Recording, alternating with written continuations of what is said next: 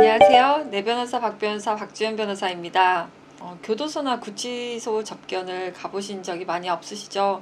변호사 일을 하면서 교도소나 구치소에 접견하러 가는 일이 정말 많은데요. 여러분들은 드라마나 영화 속에서만 많이 접하셨을 것 같아서 오늘은 교도소 접견에 관한 모든 것에 대해 얘기를 해보도록 하겠습니다.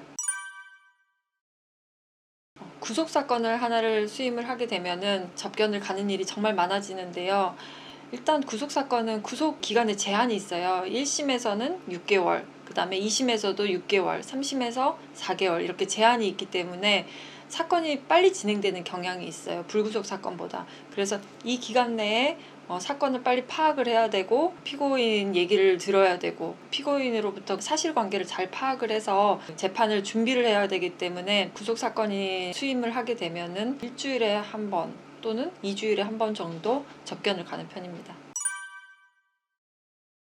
변호인과의 접견은 비밀이 보장되어 있어서 CCTV나 녹음이 없고 일반인들은 면회를 가면은 다 녹음이 되는 것으로 알고 있어요.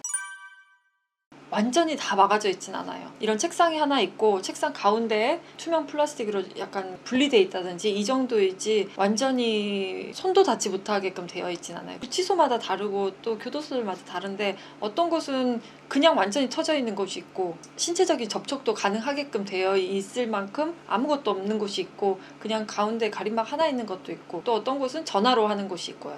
전화로 하는 게 안쪽에서 전화기로 얘기를 하면은 저희는 이제 스피커로 들리는 거죠. 그렇게 하면 절대 안 되죠. 그런 경우는 제가 알기로는 없는데 한 번씩 그런 불미스러운 일들이 있어서 변호사들 중에서도 이제 징계를 받는 경우가 있는 것으로 알고 있습니다. 그런데 처음에 들어갈 때 가방 검색 다 하고 제출해야 될 거 뭐 휴대폰 같은 거 다 제출을 하고 예를 들어서 가방에 껌 같은 거 있잖아요. 이런 것도 검색대 지나가면서 다 보이거든요. 그러면 그런 거 뭐 음식 같은 거 다 놓고 들어가라고 한다든지 그렇기 때문에 안에서 뭘 전달할 수 있는 그런 상황은 아닙니다. 그리고 변호사로서도 그렇게 해서는 안 되겠죠? 그럼요. 제가 경험했던 것 중에 제일 큰 거는 서울구치소는 인덕원에 있는데 그 서울구치소는 수용자들도 보이고 다른 그 접견 방들도 다 보여요. 다 투명하게 돼 있기 때문에. 근데 제가 서울구치소에 갔을 때 유명 인사를 본 적이 있어요. 사실 이재용. 어떻게 알았지? 얼마 전까지 있었잖아요. 어떻게 알았지? 근데 제가 그걸 본 거는 최근이 아니고 몇 년 전이에요. 그게 가장 신기했었고 너무 신기해서 계속 쳐다봤습니다. 그런 경우도 있는데 제 의뢰인이 이제 안에 있는 다른 뭐 수용자들한테 소개를 해주는 거죠. 내 변호사가 정말 나한테 잘해주고 정말 성심성의껏 해준다. 너는 만약에 변호인이 마음에 안 들면은 우리 변호인으로 한번 바꿔보든지 소개를 해주는 거죠. 그렇게 해서 근데 수임되는 경우는 잘 없더라고요.